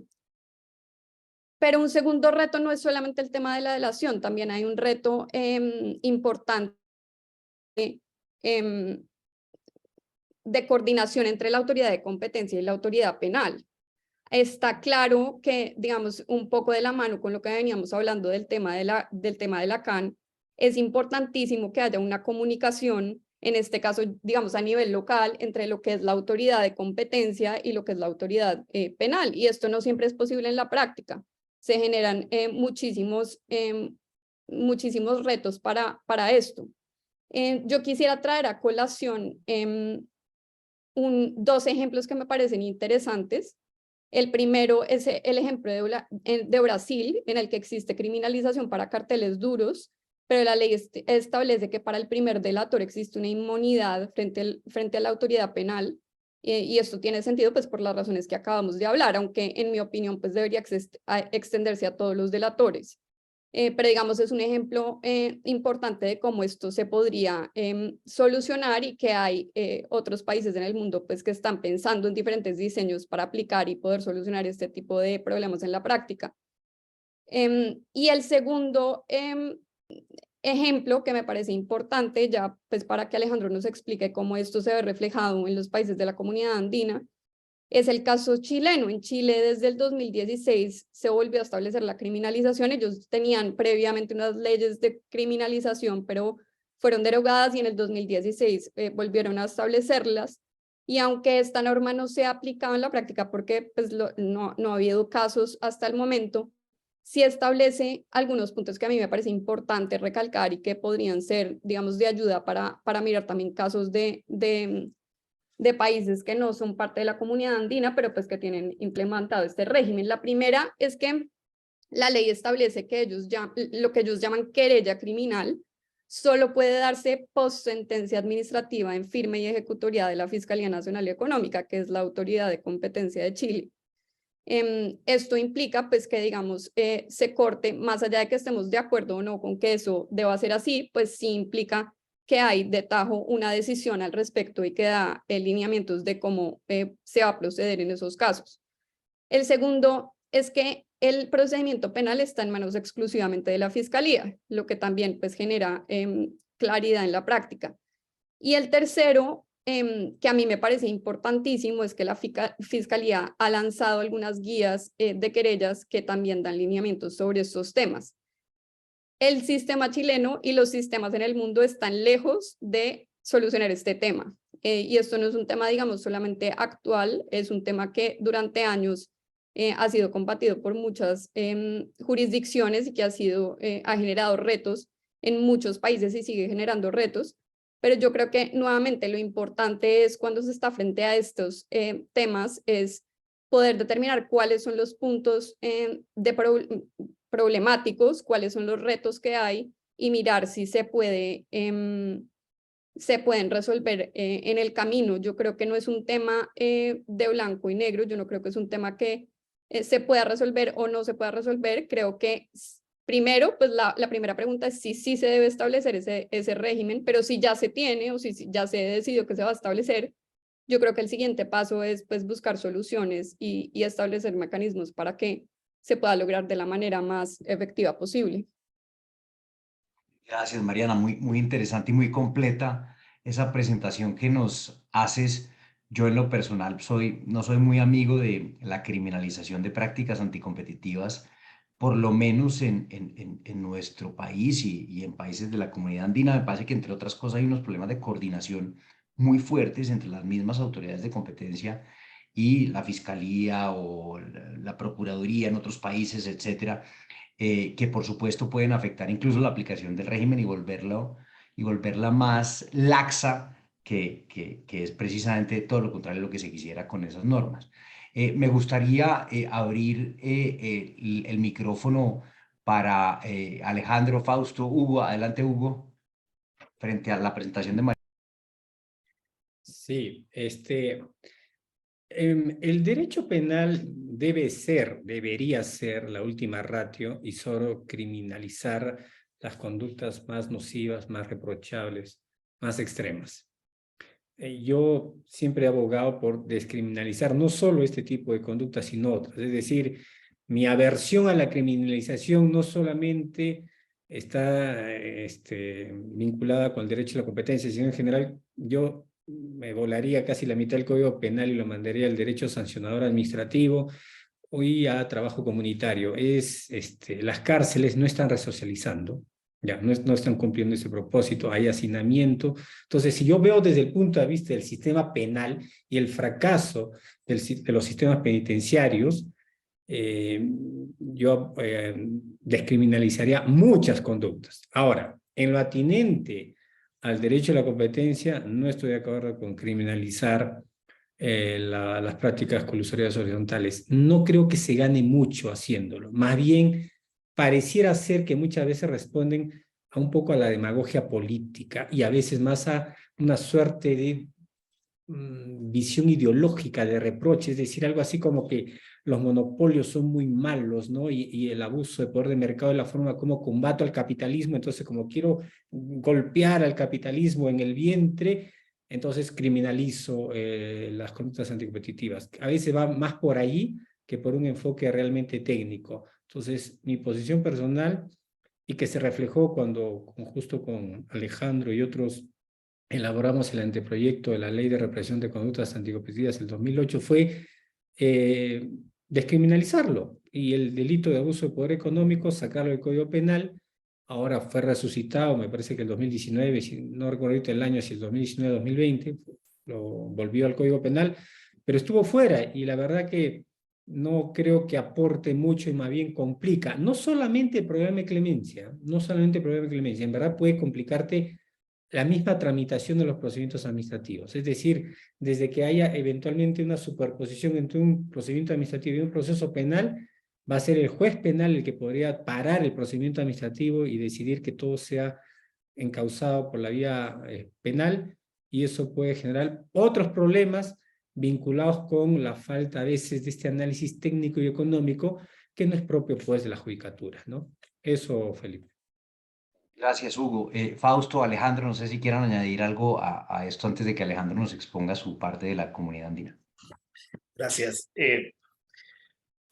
Yo también soy opuesto al tema de la criminalización del tema de competencia, de varios temas más. No creo que ha funcionado. Yo creo que el tema de la represión no tiene resultados positivos. Yo creo que debemos promover de otra manera el tema de la competencia. Sí, inclusive soy bastante reacio al tema de las multas. Yo creo que debe ser eso lo último que una autoridad de competencia deba aplicarlo. Yo creo que se ha confundido mucho el rol de una autoridad de competencia y creen que es una autoridad que debe multar y sancionar de una manera muchas veces que ni siquiera es racional con el impacto de la práctica anticompetitiva en el mercado. Yo creo que eso se debe tomar muy en consideración. Y coincido con Hugo, y que no solo va a complicar, como dice Mariana, que estoy totalmente de acuerdo, el tema de la delación, sino yo creo que complicaría todo el tema del derecho a la competencia in extremis, y realmente terminaría desapareciendo por razones obvias en ese sentido. Y yo creo que eso no es lo adecuado. Yo creo que debemos replantear el objetivo del derecho a la competencia y de las autoridades de competencia, ¿no? Justamente, inclusive desde el concepto de las multas. Y si a eso le sumamos, y sobre todo en otros países donde tenemos un sistema penitenciario prácticamente es una monstruosidad, esto sería, para mí sería la muerte del derecho a la competencia, porque sería muy complejo esa fusión. Y yo creo que se debería replantear. Sí, las autoridades de competencia o las multas han ido subiendo, no sé hasta qué punto ese incremento de las multas ha solucionado los problemas de competencia. También habría que preguntarse, ¿no? ¿Han solucionado el incremento de multas los problemas de competencia? Yo creo que no, porque lamentablemente tenemos ese concepto sancionador. Yo creo que debemos cambiar el objetivo de las autoridades y ser mucho más amigables con los operadores económicos, las empresas, ¿no? Y obviamente, si hay que sancionar, también hay que sancionar, pero dentro de la medida de lo que corresponda, y no sancionar por decir que le pegué la multa más grande, y etcétera, etcétera, ¿no? Tampoco no hay que creer ese cuento de que muchas veces los empresarios, esa multa me va a quebrar a la empresa, no. Hasta el día de hoy, ninguna multa puesta por ninguna autoridad de competencia, y eso puedo pedir que alguien me diga que una empresa ha quebrado por la multa que le ha puesto una autoridad de competencia, ¿no? Porque obviamente está directamente ligado con las ganancias. Pues uno hace las prácticas anticompetitivas por una sola razón, para ganar más. Si no entendemos eso, estamos en otro patín. Entonces, pero eso hay que tener mucho. Si a eso le criminalizamos, yo creo que sería desastroso, por lo menos en nuestros países. Y yo no creo que en países que mencionó Mariana haya funcionado adecuadamente. Habría que preguntar cuántas personas están en la cárcel por temas de competencia. Yo creo que cero. Entonces, a veces queremos poner un montón de cosas en las leyes por decir que tenemos, pero que son completamente ineficientes. Es un tema de esa tradición de contractualista, de querer poner en el contrato absolutamente todo, y de eso no se cumple ni siquiera el 90% en la realidad. ¿Para qué lo pones? No te sirve, no sirve para nada. Y ahí sí creo que tenemos que ser muy eficientes en ese tipo de construcción. Gracias, Fausto. De acuerdo con esa posición de que podría ser el principio, el fin del derecho de la competencia, su criminalización, por lo menos en países como los nuestros. Con eso doy paso a Alejandro Falla. Alejandro, para que nos cuentes sobre esta tendencia, digamos, de reformas y esta tendencia quizá también de criminalización en algunos países y particularmente los de la comunidad andina. Adelante.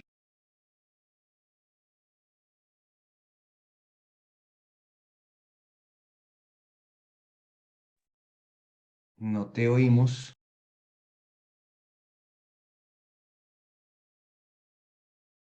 Estás en mute. Perdón, ¿están viendo la presentación? Perfecto. De esto creo que Sí, ahí te vamos estamos a oyendo. creo que aquí Te vamos vemos a y te oímos. coincidir con Mariana, con Hugo. Creo que aquí vamos a coincidir todos, ¿no? Sí, hay países que han criminalizado, hay algunos que lo han hecho solamente, específicamente en el tema de Big Green. Mariana ya nos comentaba de países que lo habían hecho. Este es un poco gráficamente lo mismo. Ahí aparecen dos países de la comunidad andina que son, vamos a ver, ahí aparecía Colombia, que es el que tiene criminalizado no todas las conductas anticompetitivas, pero sí específicamente la Big Green. Perú aparece ahí listado como que no. Este es un mapa del año 2020. Pero vamos a ver que esto va a cambiar. Bolivia, Ecuador no tienen una sanción penal de ningún tipo para conductas anticompetitivas, algo que se me ha escapado algo. El primero que lo hizo, esta fue una modificación, si no me equivoco, el 2011, el Código Penal en Colombia, donde se introduce la criminalización para un tipo específico de práctica anticompetitiva, que son los acuerdos entre competidores con ocasión a licitaciones de carácter pública. Las sanciones penales, la verdad, son bastante duras, de 6 a 12 años. Pero también interesante que en esta criminalización sí se cuidó, de alguna manera se contempló hacer el match con los programas de clemencia administrados por las autoridades de competencia, y se prevé que hay una, de alguna manera, extensión del beneficio otorgada en sede administrativa a sede penal, vía una reducción de la pena de la tercera parte, ¿no? También una reducción de multas y incluso una reducción de la inhabilitación para contratar con el Estado. Mariana nos decía respecto a las motivaciones para introducir este tipo de regulación, y Hugo nos recordaba que a veces no son muy técnicas, y efectivamente en el caso peruano por lo menos, la criminalización que se dio en el año 2020 no responde a ningún tipo de estudio técnico, sino más bien a problemas de carácter absolutamente político. Casi eso yo la llamaría una regulación por impulso o por miedo, ocasionada ¿por qué? Por lo que sucede a diario en nuestros países. Suben los precios, viene la prensa, los políticos le ponen la cámara y quieren responder con alguna medida que supuestamente solucione el problema. Y precios altos significan empresas grandes malas que hay que reprimir de alguna manera, y bueno, el instrumento es criminalizo, ¿no? La solución al problema es mando preso a los culpables. Esto sucedió en Perú el año 2017, subió el precio del limón. Ustedes saben, a nosotros nos gusta comer mucho el ceviche, se requiere el limón para hacer el ceviche. Bueno, subió 493% el precio del limón en Lima, gente desesperada, no podía comer sus cevichitos, gente protestando, vino el defensor del pueblo, hizo una propuesta para sancionar el acaparamiento, la especulación y revivir la sanción de los comportamientos anticompetitivos, la sanción penal que fue derogada en el 2008, y esto fue aprobado por el Pleno al día siguiente, en corto plazo, por unanimidad. Todo el mundo estaba de acuerdo. No le preguntaron al INDECOPI, no le hicieron caso al INDECOPI, a la autoridad de competencia. Esto al final no llegó a ser aprobado, pero te demuestra la dinámica que hay detrás de la aprobación de este tipo de regulación. El 2017 no pasó, pero pasó el 2020, en el medio del COVID. Nuevamente los precios suben. Vienen los problemas que todos hemos vivido en la época de la pandemia y la reacción de los políticos fue criminalizar. Criminalizaron especulación, acaparamiento y restablecieron la infracción penal que había sido derogada en el año 2008. Como pueden ver, una lectura de lo que está puesto ahí es una criminalización que abarca todas las conductas anticompetitivas. No se hace referencia a la ley de la materia, no se hace referencia a la necesidad de un pronunciamiento previo de la autoridad administrativa a cargo de la supervisión de la regulación específica en competencia. Básicamente se deja en libertad a los jueces y a los fiscales de poder administrar este dispositivo sin necesidad de pedirle opinión siquiera a la autoridad de competencia. Se establece una pena privativa de hasta 6 años, es completamente distinta a la sanción que se aplica en Colombia.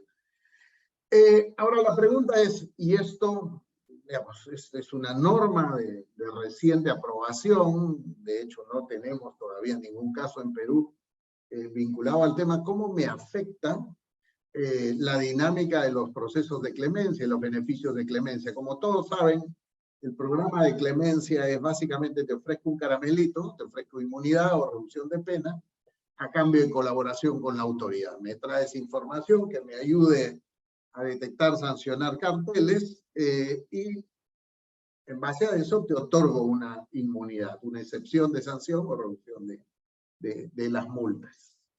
Este es un instrumento que es dentro de los que tienen a mano las autoridades de competencia básico para la persecución de carteles. Lo usan en diferentes jurisdicciones, es muy usado en muchas jurisdicciones. Este es un mapa de lo que sucedió en 2021.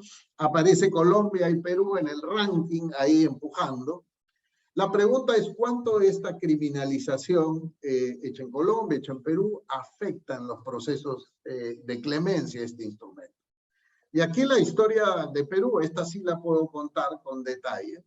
Perú en los últimos 7 años, 8 años, ha tenido mucha actividad alrededor de la persecución de carteles.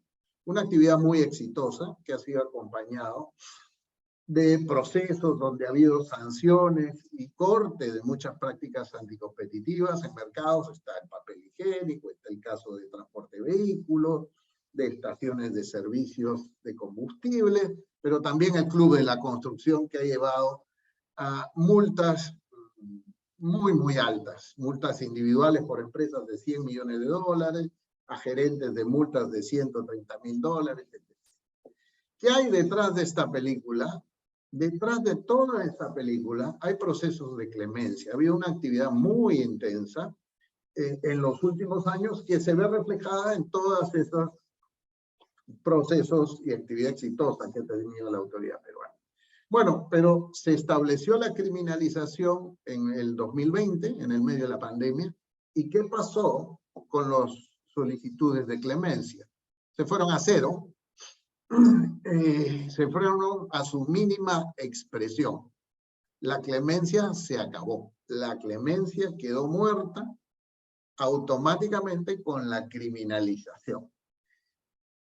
¿Eso qué querían de pronto los congresistas, que era desincentivar este tipo de comportamientos? Terminó básicamente otorgándoles una tarjetita de monopolio para que las empresas que quieran cartelizarse lo sigan haciendo sin riesgo.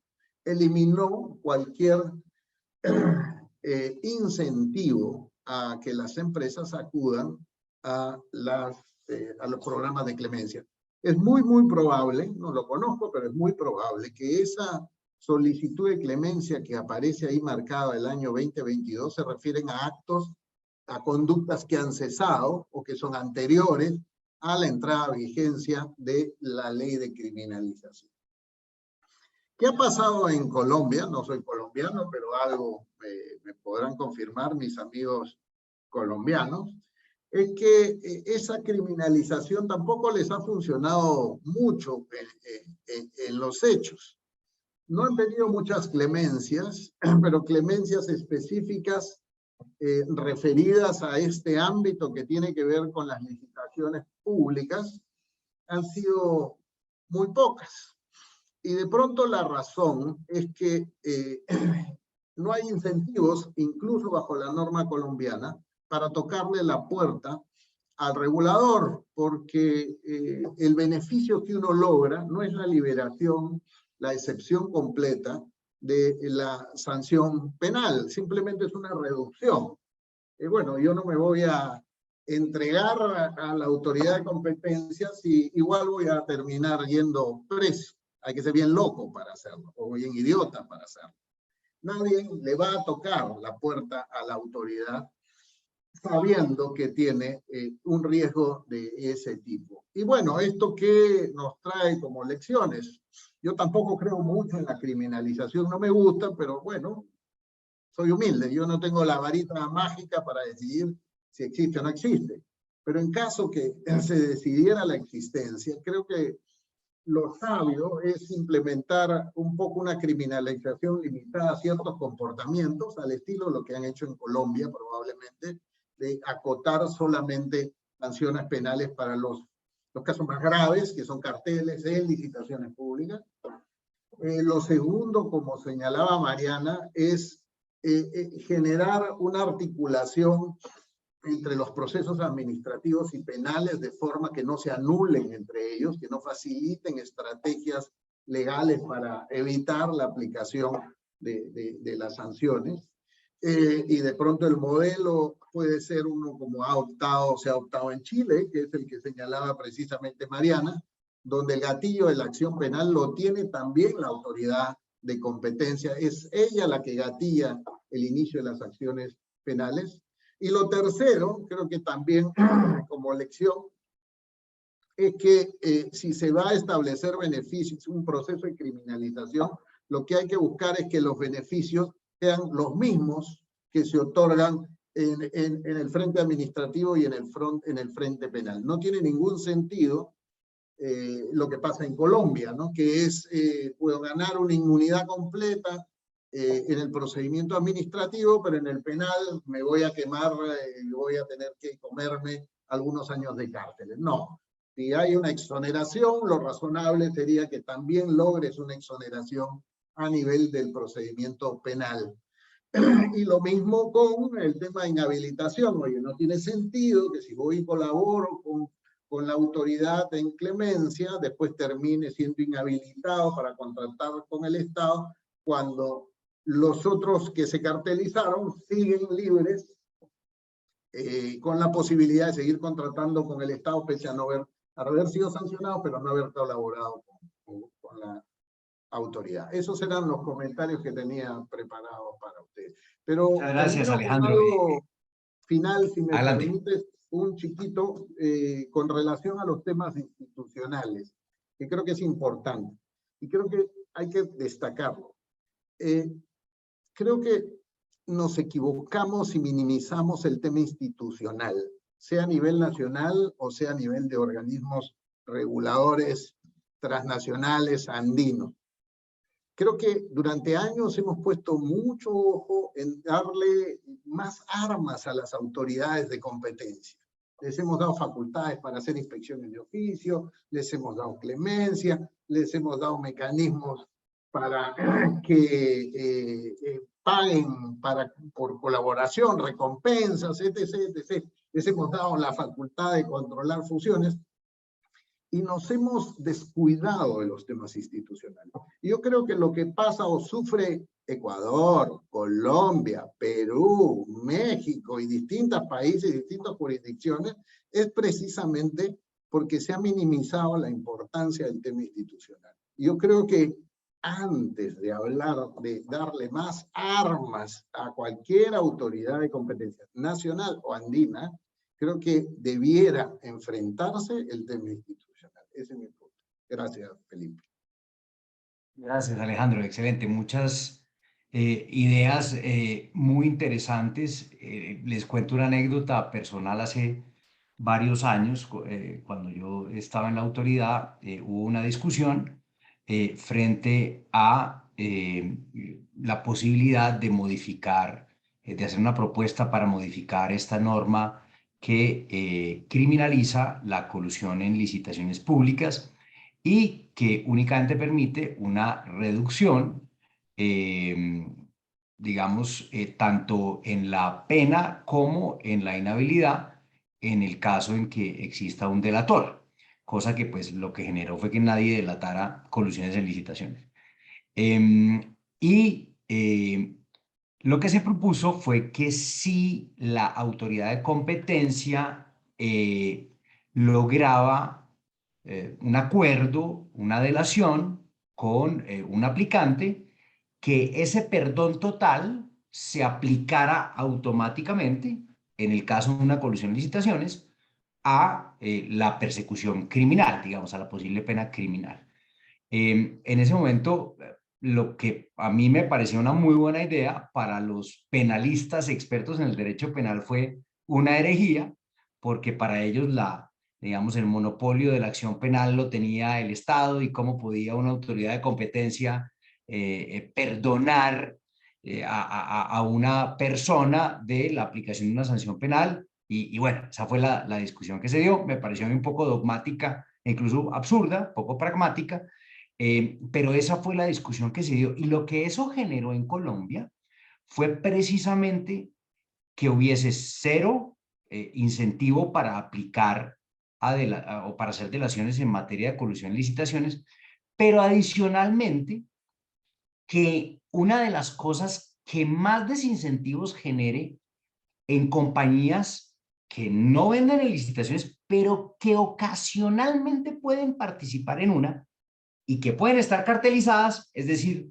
bueno, pero un momento, no habíamos pensado que el 99% de mis ventas, que son en operaciones que nada tienen que ver con la licitación, en mi aplicación pueden quedar comprometidas y los directivos comprometidos por el hecho de que tengamos una o dos licitaciones por ahí sueltas. Entonces, no es solamente para las compañías que licitan profesionalmente, sino además todas las que de repente participan por algún lado de manera marginal y que pueden estar incentivadas a delatar, pero que no lo hacen precisamente por esa norma.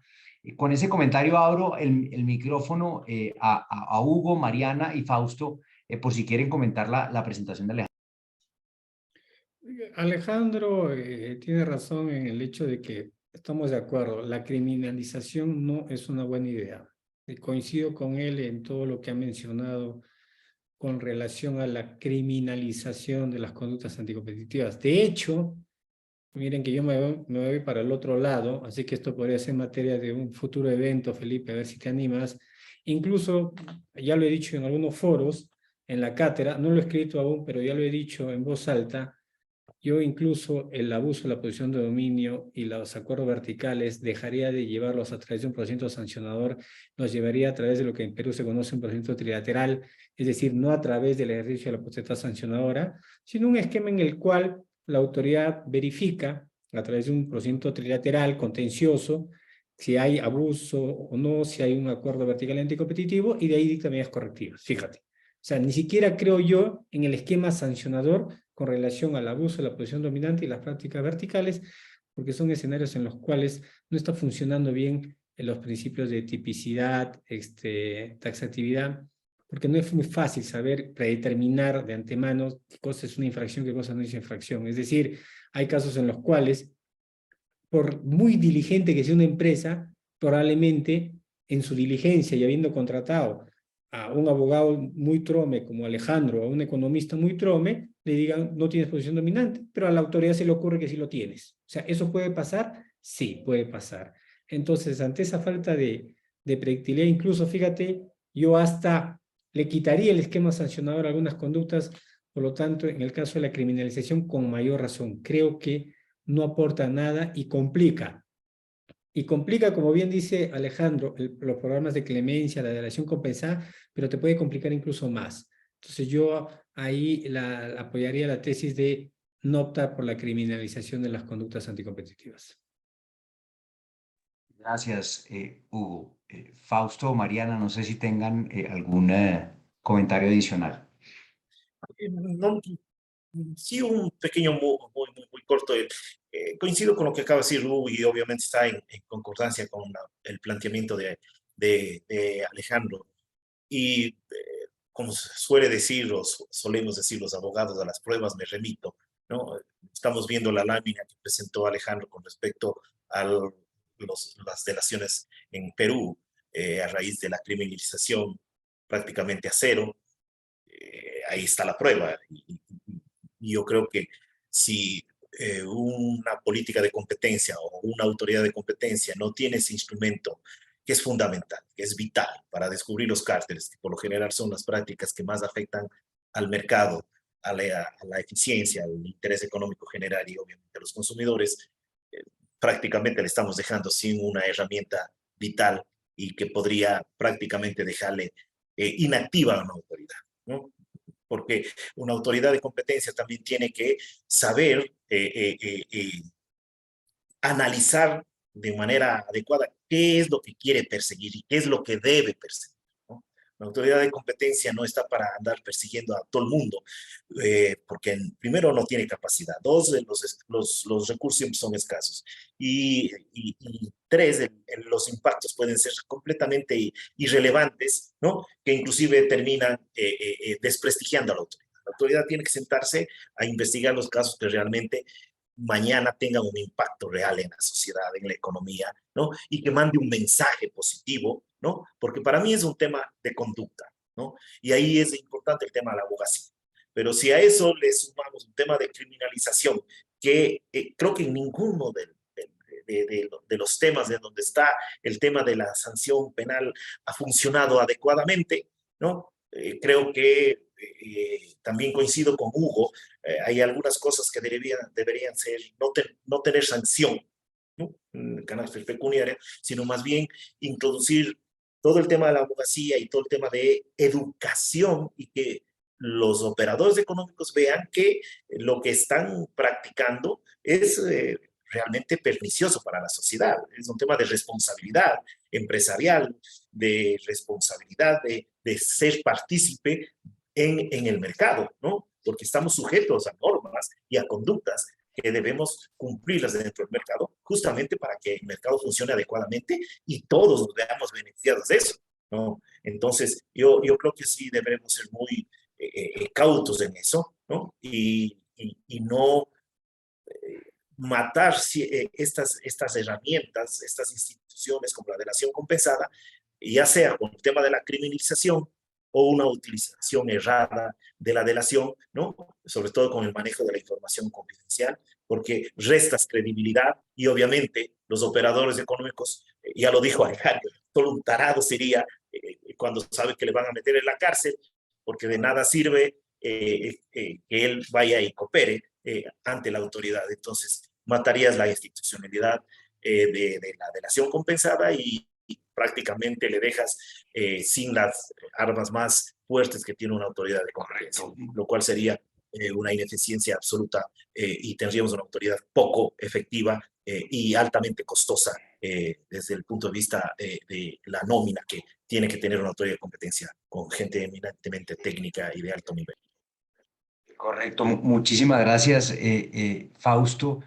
Mariana, no sé si quieras agregar algo o si abrimos. ¿Si quieres agregar alguna cosa? Sí, solamente un Dale. punto corto, porque sé que estamos contra el tiempo, pero simplemente frente a la criminalización, yo estoy de acuerdo con todos. O sea, yo creo que el ideal de la criminalización, pues no es para nada ideal, pero también creo que en los casos en los que ya existe, pues también se tiene que mirar cómo se dirime esa situación, porque pues la realidad es que no podemos simplemente decir, desconocer pues que esto existe en la práctica. Entonces, simplemente como para aterrizar las ideas que venía mencionando anteriormente, yo creo que en los casos en los que ya existe y digamos no podemos hacer nada, por lo menos por ahora, yo sí creo que es importante, uno, pues un proceso de flujo de comunicación entre las autoridades, dos, manejar los escenarios de delación, y yo creo que sí hay herramientas para hacerlo. Ahí por ahí vi un comentario de Alejandro Ibarra que mencionaba el principio de oportunidad, la figura del principio de oportunidad en Colombia, pues que digamos se puede usar en este tipo de situaciones. Y también es fundamental en estos casos diferenciar entre los regímenes administrativo, sancionatorio y el penal, porque yo creo que sí hay temas importantes. Por ejemplo, el estándar de la prueba en un caso y en otro es diferente. En materia penal, pues tiene que el material probatorio ir más allá de cualquier duda razonable. El grado de garantías pues puede ser distinto. Y pues también hay diferencias en los términos de caducidad, etcétera. Entonces, esto simplemente para decir, sí, estoy de acuerdo, no debería haber criminalización, pero si la hay, existe, entonces tiene que haber mecanismos para poder manejar este tipo de situaciones, por lo menos mientras sigan rigiendo nuestros países. Gracias, Mariana, muy interesante. En este minuto que nos queda, quisiera saber si alguno de los 25 valientes que nos quedan, que quedan vivos a esta hora, tiene alguna pregunta para nuestros panelistas. No, bueno, creo que fueron muy comprensivos los debates y las respuestas que le dimos a las preguntas y a los objetivos que nos planteamos. Quisiera agradecerles inmensamente a Mariana, a Hugo, a Fausto y a Alejandro por la preparación de este panel y por sus intervenciones, por aceptar la invitación de la Asociación Colombiana de Derecho de la Competencia. Espero que nos veamos pronto en una futura mesa redonda. Tuvimos una conversación interesantísima. Nos quedan muchísimos puntos pendientes por debatir, como decía Hugo, y muchísimas gracias a todos los asistentes por oírnos y por la interacción a través del chat. Gracias a todos. Gracias, buenas noches. Gracias, Felipe. Gracias a todos. Saludos. Abrazo.